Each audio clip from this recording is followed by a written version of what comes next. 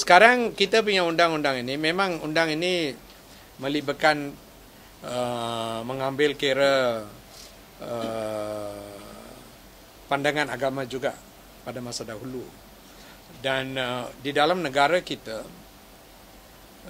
kita cuma membenarkan therapeutic abortion sampai masa sekarang kalau ia membahayakan ibu yang mengandung. Nyawa ibu, bukan nyawa bayi.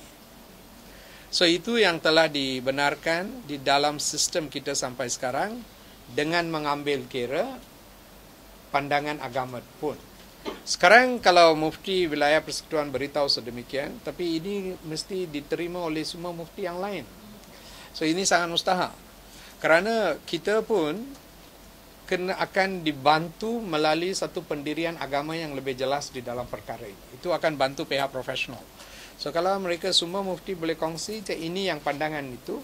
Dan untuk kita pun untuk memberi nasihat kepada pesakit di dalam keadaan itu lebih senang. So perkara ini it involves both, tahu? Bukan saja profesional punya pandangan satu dan di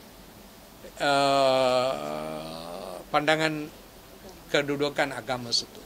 Contoh di Singapura, is legal. So untuk mereka senang. Kerana daripada sistem perundangan mereka, mereka membenarkan perkara itu.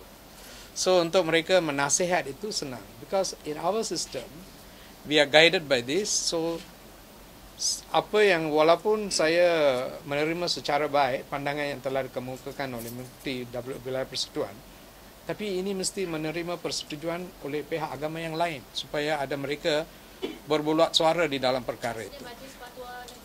Mereka kena berbincang dan kalau mereka datang sebagai dengan satu kenyataan, itu akan bantu kita untuk menggubal guidelines yang lebih senang, lebih sesuai yang boleh diberi secara umum kepada semua orang. Kalau ikut dari segi perubatan, adakah sebenarnya perlu digugurkan ataupun boleh diteruskan?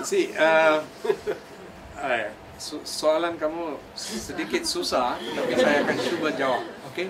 Nombor satu, bukan semua anak yang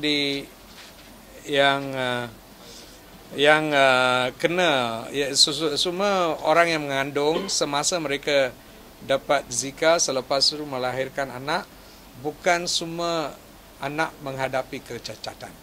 The percentages cuma 1 sampai 5% saja.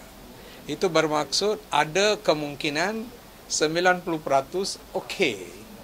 So that is one factor you kena ambil kira di dalam perkara itu sebelum we give a general advice. So itu sebab our advice is ikut nasihat doktor. Kerana di dalam guidelines mereka, kalau is positive, then mereka kena buat pelbagai jenis pemeriksaan.